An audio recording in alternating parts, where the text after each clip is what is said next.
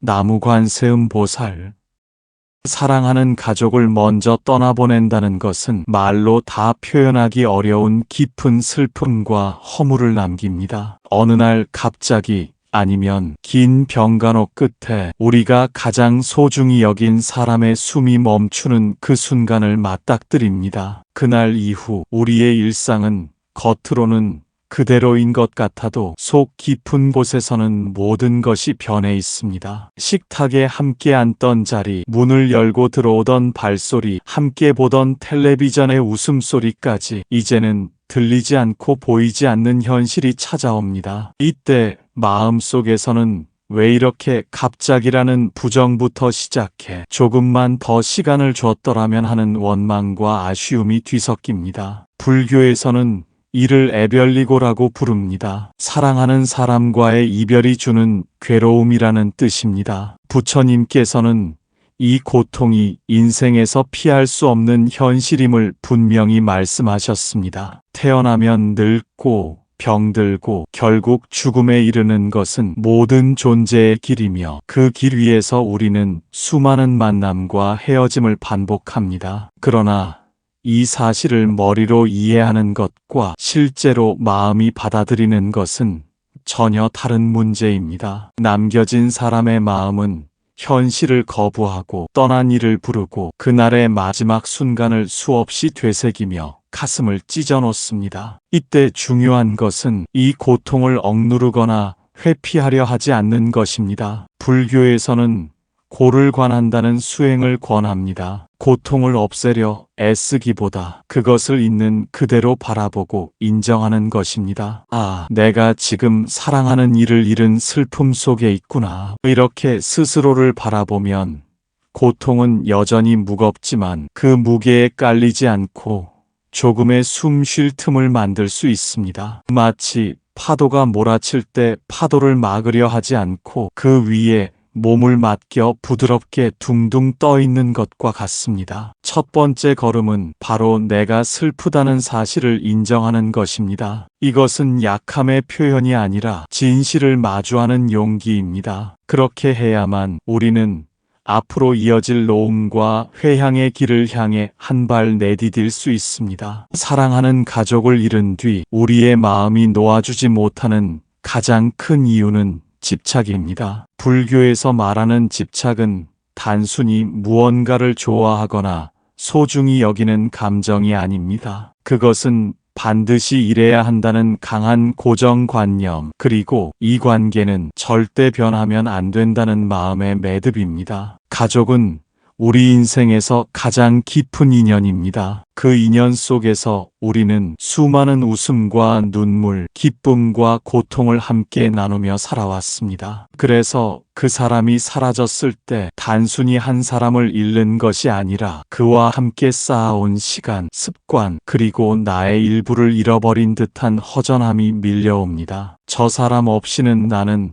어떻게 살아가나 하는 생각이 자연스럽게 따라옵니다. 부처님께서는 이런 마음의 상태를 유의법이라고 하셨습니다. 인연 따라 만들어지고 변하며 결국 사라지는 모든 것은 본질적으로 변화를 피할 수 없다는 뜻입니다. 하지만 우리는 이 변화를 거부하며 과거의 모습 그대로를 붙잡으려 합니다. 그 순간부터 고통이 시작됩니다. 변하는 것을 변하지 않는다고 착각하기 때문에 변화가 올 때 마음이 찢어지는 것입니다. 집착은 마치 손에 꽉 쥔 모래와 같습니다. 더 세게 쥐려고 할수록 손가락 사이로 빠져나갑니다. 떠난 가족을 마음속에서 억지로 붙잡으려 하면 할수록 그 빈자리가 더 크게 느껴지고 슬픔은 더 깊어집니다. 불교에서는 이때 무상의 진리를 관하라고 가르칩니다. 무상은 모든 것이 변한다는 단순한 진리이지만 이 진리를 온전히 받아들이는 것은 쉽지 않습니다. 여기서 수행의 시작은 감사로 전환하는 것입니다. 떠난 이가 나와 함께 해준 시간, 그 사랑과 웃음, 그리고 함께 배운 모든 것에 감사하는 마음을 내는 것입니다. 그 인연이 짧았든 길었든 그것이 나를 성장시켰다는 사실을 인정하는 순간 집착의 매듭이 조금씩 풀리기 시작합니다. 그리고 그 감사는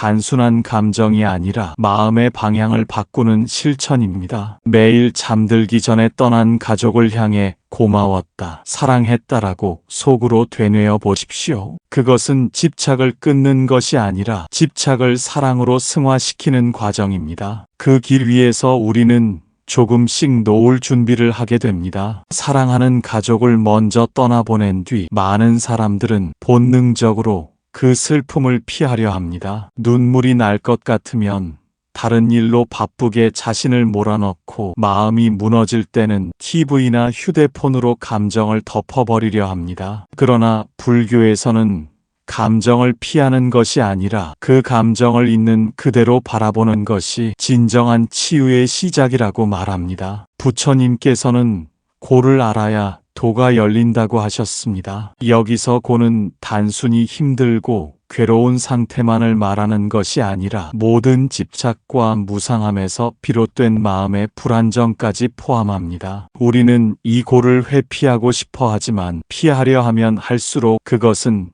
더 깊이 스며들어 삶의 구석구석을 지배하게 됩니다. 그래서 수행자는 오히려 그 고통을 정면으로 바라봅니다. 떠난 가족의 사진을 바라보며 그리움이 밀려올 때 차분히 숨을 들이쉬고 내쉽니다. 눈물이 흘러도 그것을 억누르지 않고 마음속에서 일어나는 감정을 이것이 슬픔이구나 하고 알아차립니다. 이렇게 감정을 알아차리고 이름 붙이는 것만으로도 그 감정에 휘둘리지 않고 한 발 떨어져 볼 수 있게 됩니다. 이때 중요한 것은 슬픔을 없애려고 하지 않는 것입니다. 슬픔은 사라져야 할 적이 아니라 지나가야 할 손님입니다. 손님이 왔을 때 문을 열고 맞이하듯 슬픔이 왔을 때 그것을 맞이하고 머물다 떠나도록 허락하는 것이 필요합니다. 그 과정에서 우리는 비로소 마음의 힘을 기르게 됩니다. 불교에서 가르치는 관의 수행은 바로 이 원리 위에 서 있습니다. 감정을 억제하지 않고 그 감정이 생기고 머물다가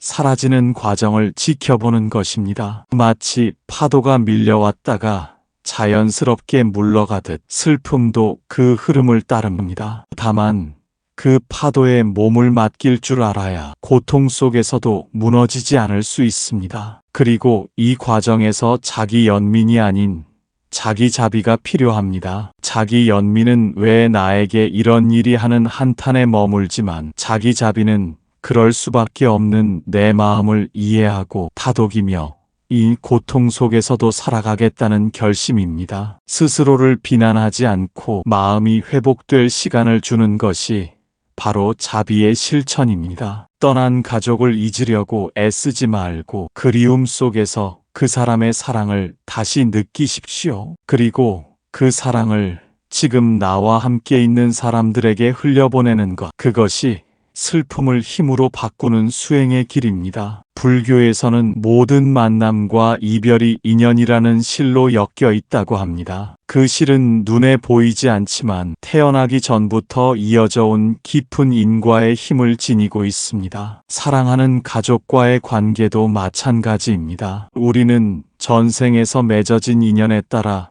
부모, 형제, 배우자, 자녀로 만나고 그 인연이 다하면 눈물 속에서 이별을 맞이합니다. 하지만 인연의 실은 단순히 감정만으로 묶여 있는 것이 아닙니다. 그 안에는 업이라는 매듭이 숨어 있습니다. 업이란 우리가 과거에 행한 말과 행동, 마음의 씨앗이 쌓여 만들어진 결과물입니다. 어떤 인연은 서로에게 기쁨과 평화를 주는 업으로 맺어지고 또 어떤 인연은 갈등과 시험을 통해 배우게 하는 업으로 맺어집니다. 사랑하는 가족과의 이별도 이 업의 한 과정입니다. 문제는 그 인연의 실을 놓지 못할 때 발생합니다. 손에 감겨있는 실을 계속 움켜쥐면 그 실이 점점 조여 우리의 마음을 아프게 합니다. 불교에서 말하는 놓아야 산다는 것은 그 사람을 기억에서 지우라는 뜻이 아닙니다. 오히려 그 사람을 향한 집착의 매듭을 풀어 자유롭게 떠나도록 하고